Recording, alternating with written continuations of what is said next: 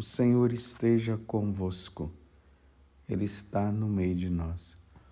Proclamação do Evangelho de Jesus Cristo, segundo Mateus. Glória a vós, Senhor.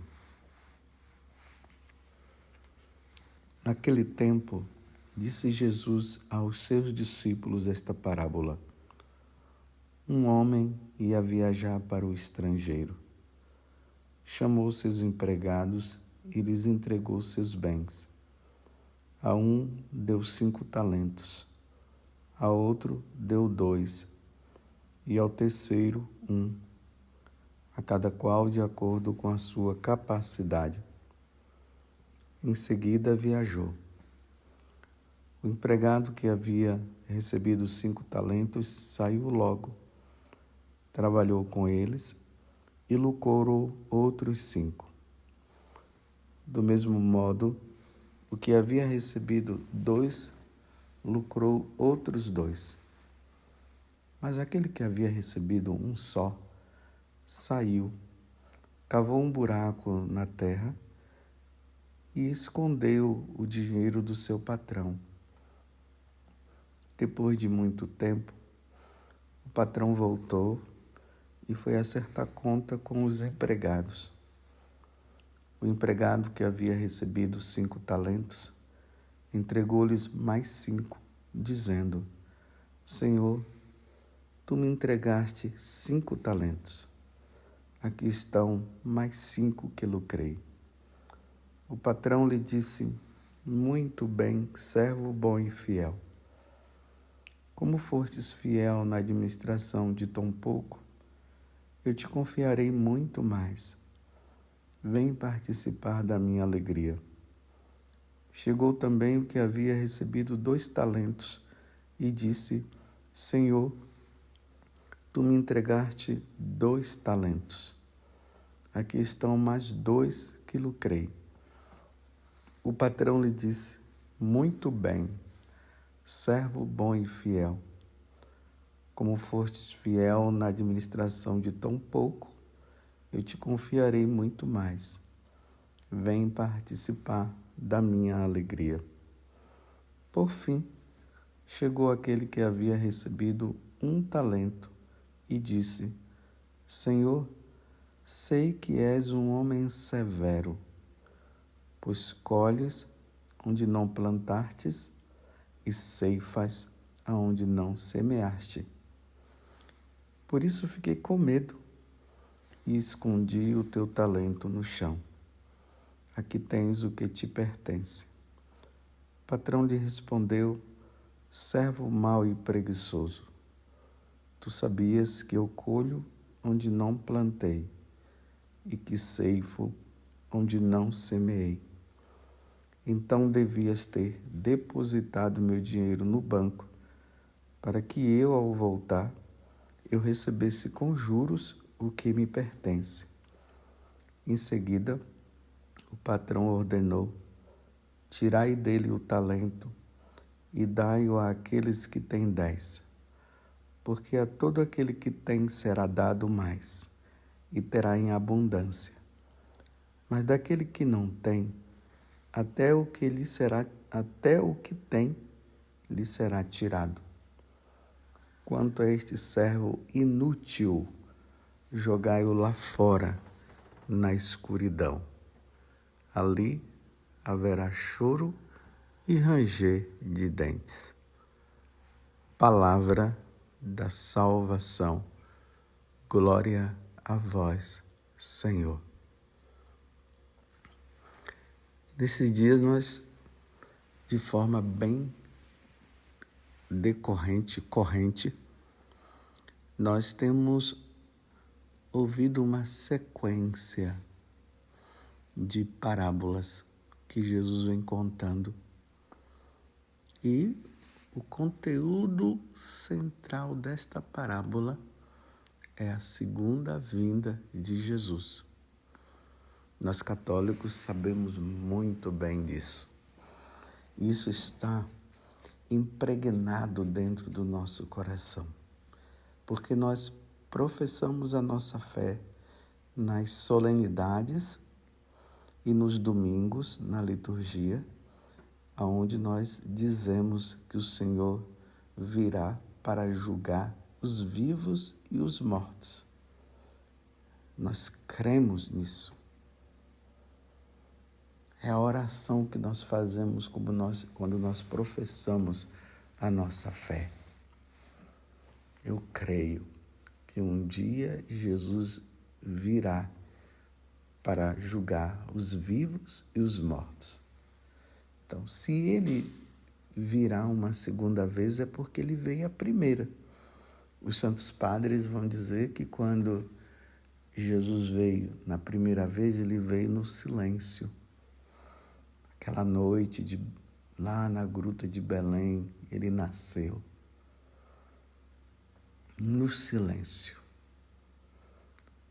Agora, quando ele vier, ele virá majestoso. Ao toque da trombeta, todas as nações verão com os próprios olhos o nosso Deus vindo na sua glória, glorioso, o Pantocrator, o Senhor, o Rei, o Deus de todos os deuses, porque os outros deuses não existem. Ele é o Deus, ele é o maior, ele é o Senhor de todos os senhores, porque os outros senhores não são senhores, só ele é o Senhor.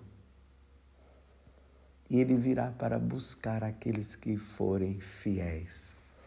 Aqueles que estiverem aqui, aguardando o Senhor voltar numa vida de santidade.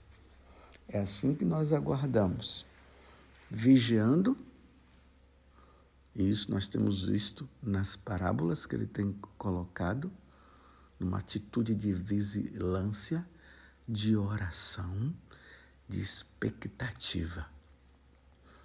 A vigilância, porque ele pode chegar a qualquer hora e nós não sabemos a hora que ele vai chegar. Numa atitude de oração, pedindo a Deus a graça da nossa perseverança, para que nós não caiamos em pecado, no pecado mortal que nos tirará definitivamente do céu. E numa expectativa, vem, Senhor Jesus. Porque quem não deve, não vai temer, né?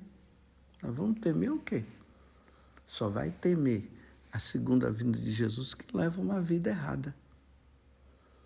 E é por isso que Jesus vai contando esta sequência de parábola para falar do seu retorno e de como nós deveremos estar quando ele retornar.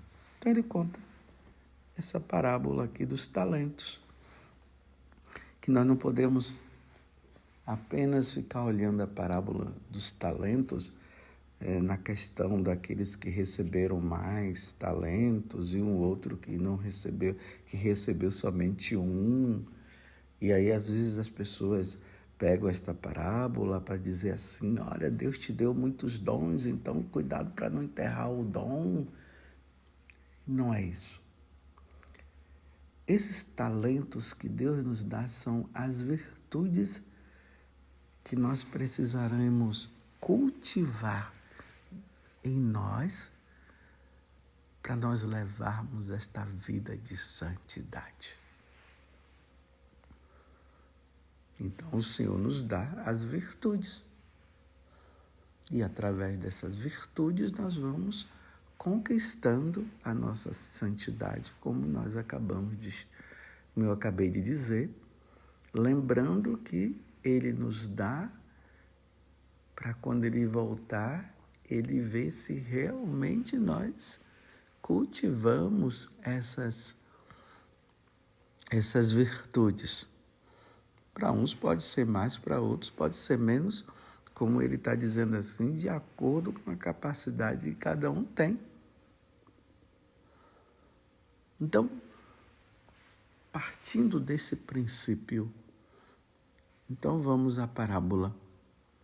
Então ele disse que iria voltar, mas ninguém nunca sabe a hora, nem o dia. Então, hora de cultivar as virtudes, hora de levarmos uma vida santa, hora de capricharmos na virtude da humildade, da paciência, da castidade, a fidelidade, a virtude da coragem diante dos medos que nós vivemos, a coragem de testemunhar nosso Senhor num mundo onde as pessoas não querem saber de Deus. Essa fidelidade à igreja, a fidelidade a nosso Senhor Jesus Cristo, a perseverança, a virtude da temperança e assim por diante. Então, quando eu voltar, eu quero ver vocês, chiques, viu?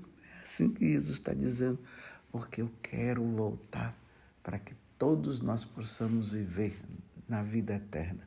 Mas é preciso cultivar, é preciso conquistar. Então, aqui diz que o patrão foi embora, cada um foi imediatamente. Já começou. Os primeiros foram lá e lutaram, foram conquistando, porque não é fácil também, precisamos contar com a graça de Deus. E foi. O outro também.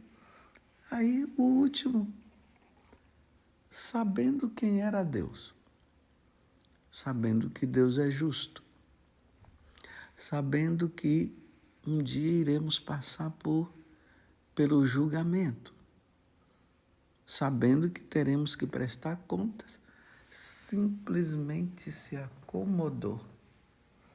Na verdade é isso, ele se acomodou, não lutou, levou uma vida de qualquer jeito. Por isso Jesus dá até o nome de preguiçoso, é assim que o preguiçoso faz. O preguiçoso na vida cristã é assim, ele é acomodado, ele vai na missa quando ele quer, ele reza quando ele quer, quando ele tiver vontade, porque já é preguiçoso mesmo. Então leva uma vida acomodada.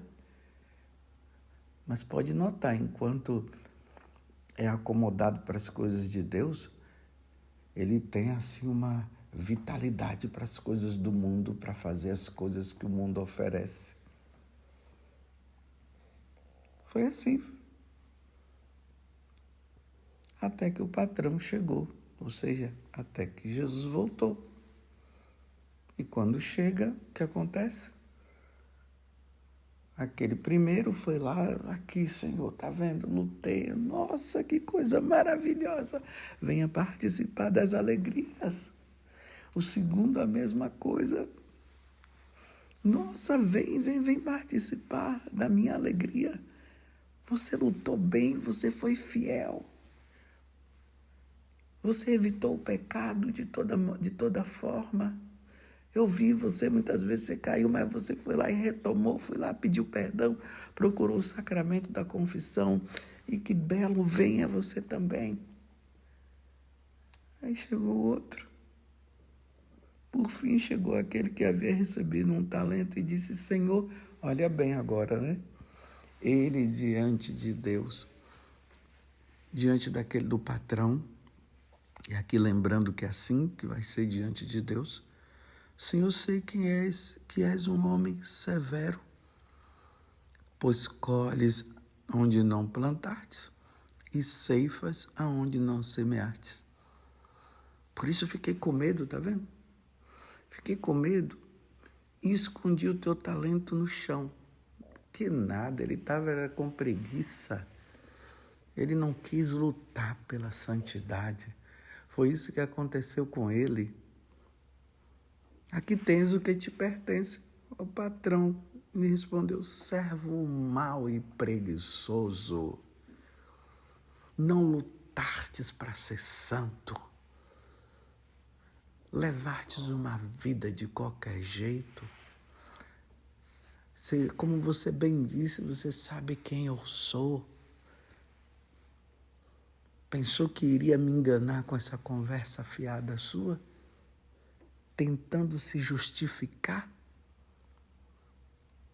Tu sabias que eu colho onde não plantei e que ceifo onde não semeei? Então você devia ter depositado o meu dinheiro no banco para que ao voltar eu recebesse com juros o que me pertence. Ou seja, se você sabia tudo isso, você deveria ter lutado pela santidade. Vocês estão compreendendo, meus filhos? Você estava compreendendo, minha filha, o que é que Deus está dizendo? Nesta vida de preguiça, de acomodação, de procrastinação.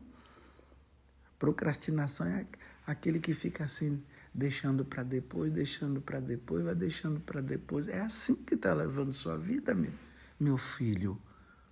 Procrastinando. Tu sabes que o Senhor virá a qualquer hora?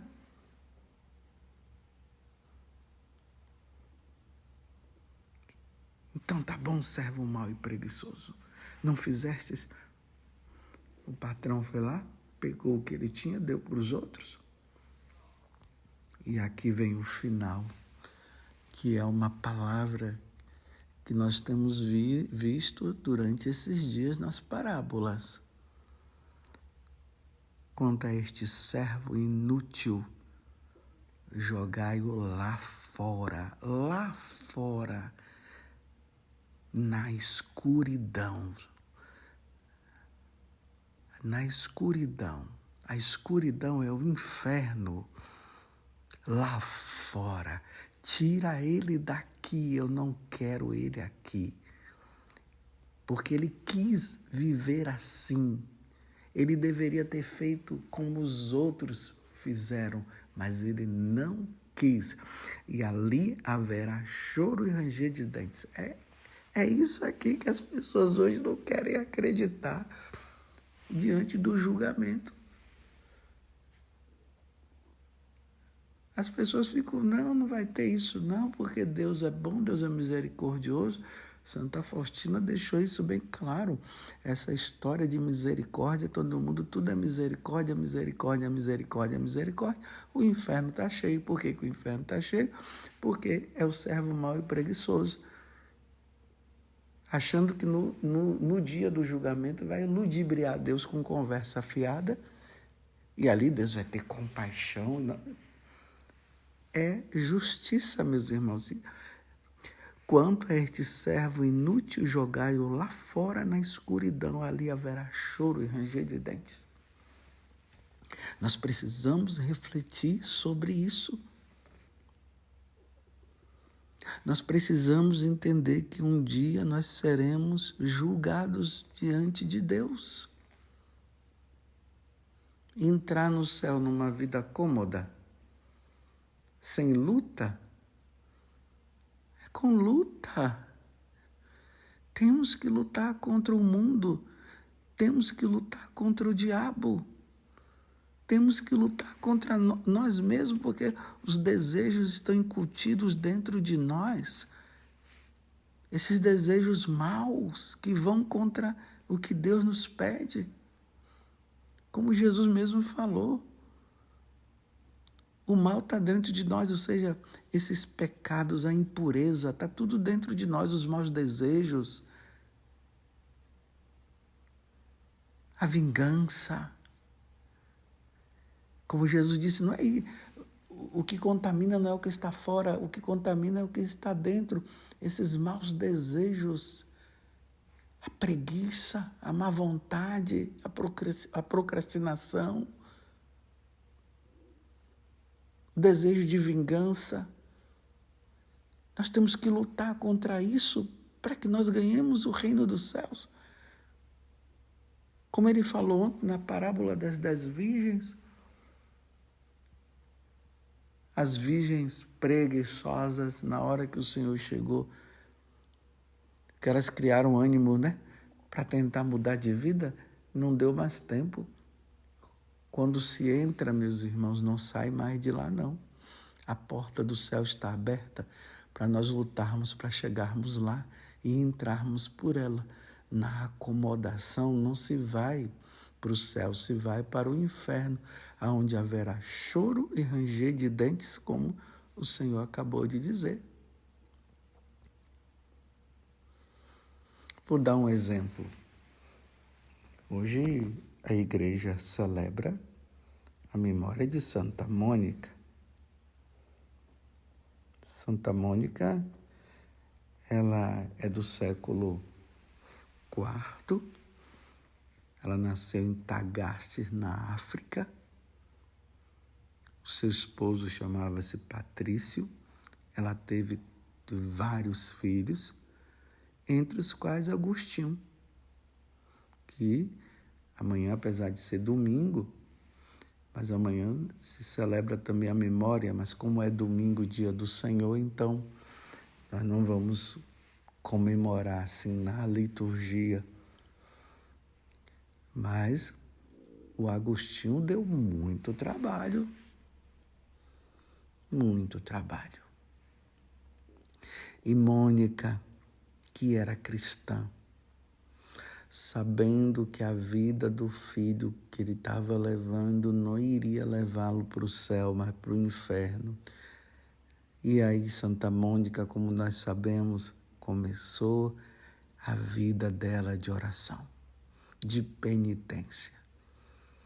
E chorava diante de Deus. Meu filho Agostinho, ele não pode perder a alma dele. Ele não pode se perder. E reza daqui, reza de lá. É preciso notar que as lágrimas de Santa Mônica era por causa da salvação do filho, que ela estava com medo dele se perder e ir para o inferno.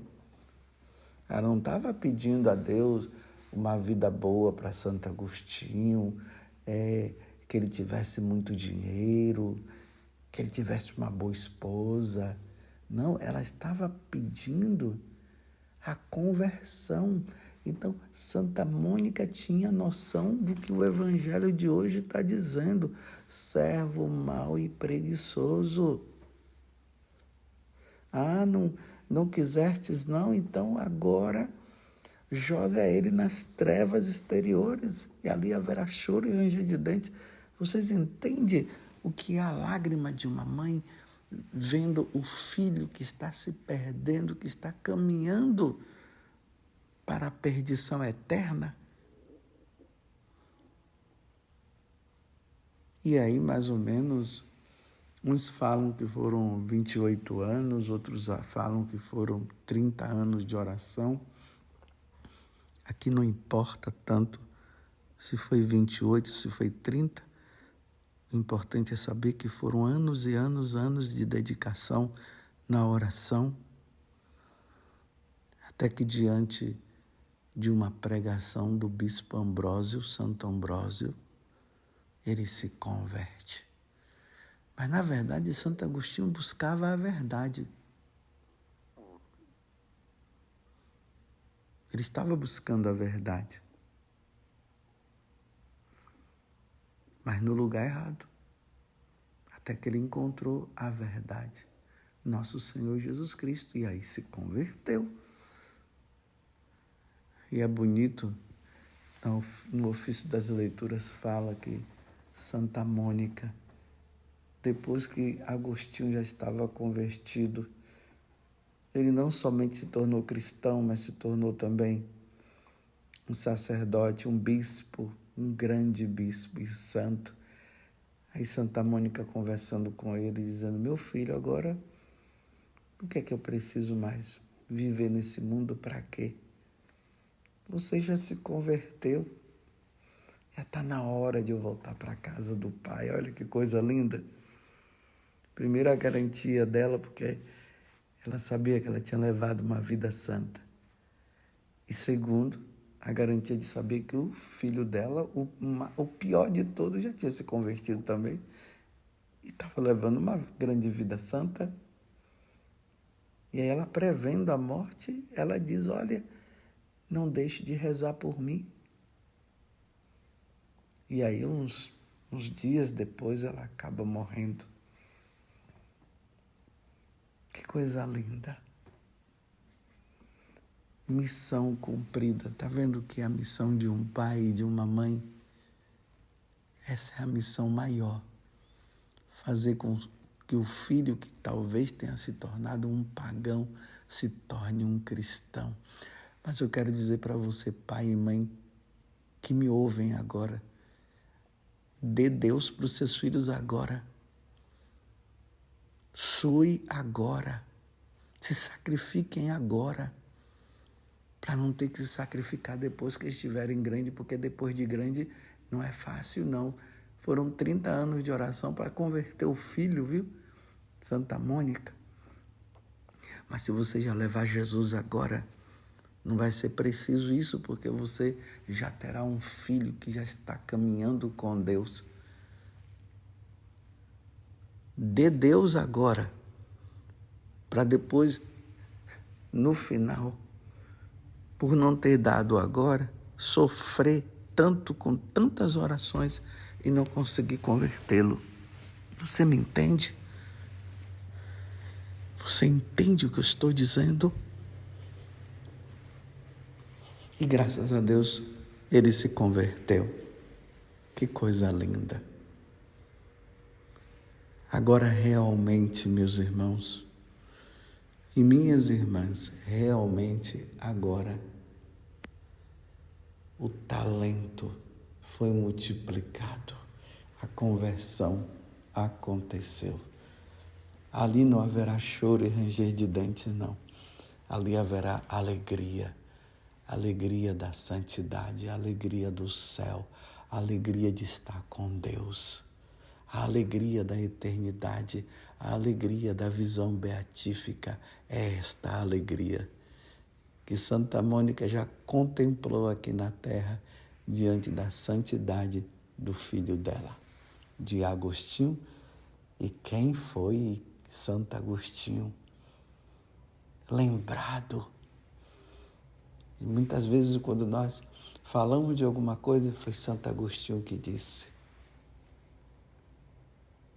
Está entendendo? Vamos levar uma vida santa. Que Deus nos conceda a vida santa. E como nós somos frágeis, de uma natureza fraca, nos unamos agora à nossa mãe e digamos para ela: ó Virgem Santíssima, não permitais que eu viva e nem morra em pecado mortal. Em pecado mortal eu não hei de morrer, porque a Virgem Santíssima há de me valer. Valei-me, Virgem Santíssima. Louvado seja nosso Senhor Jesus Cristo, para sempre seja louvado, e a nossa Mãe, Maria Santíssima. São José, valei-nos, rogai por nós.